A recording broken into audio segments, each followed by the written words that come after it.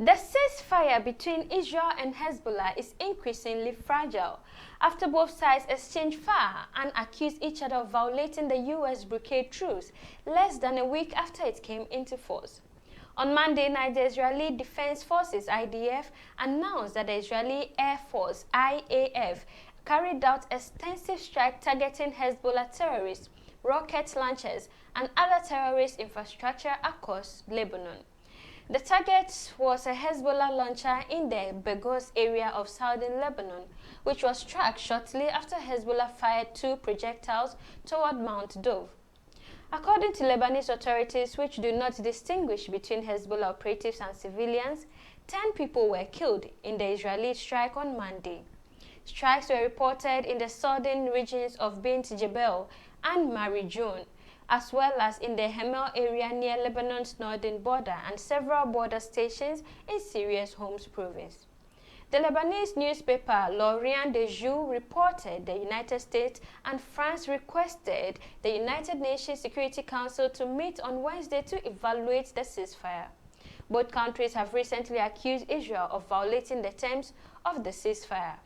Following the strikes, the IDF said Hezbollah's launches tonight constitute a violation of the ceasefire agreement between Israel and Lebanon.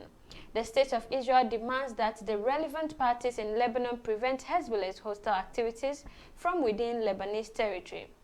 The IDF also stated, Israel remained committed to the terms of the ceasefire agreement in Lebanon. The IDF is prepared to continue operating wherever to defend Israeli civilians.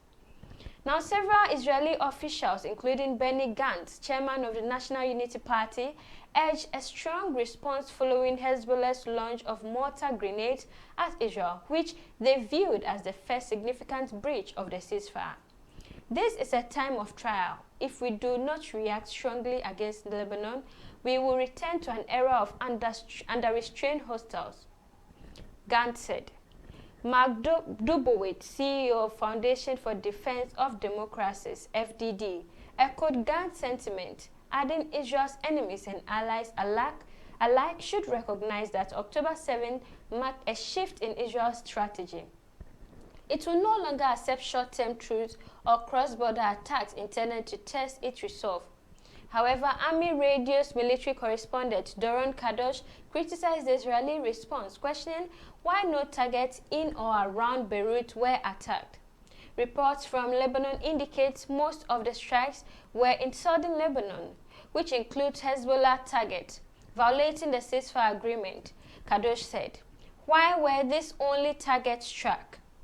The IDF reportedly held off from striking targets in Beirut following U.S. pressure, according to Channel 12. Despite the strikes by both Hezbollah and Israel, U.S. State Department spokesman Matthew Miller insisted during a Monday briefing that the ceasefire had not yet completely broken down, suggesting that diplomatic efforts to prevent further escalation were still underway. As both sides violate the ceasefire, tensions remain high, with the truce now facing a critical test. The situation outcome will depend on whether diplomacy can prevent further escalation. Now let us know your thoughts about this violation of ceasefire in the comment section below. And don't forget to always like, share, and subscribe for more intriguing global updates.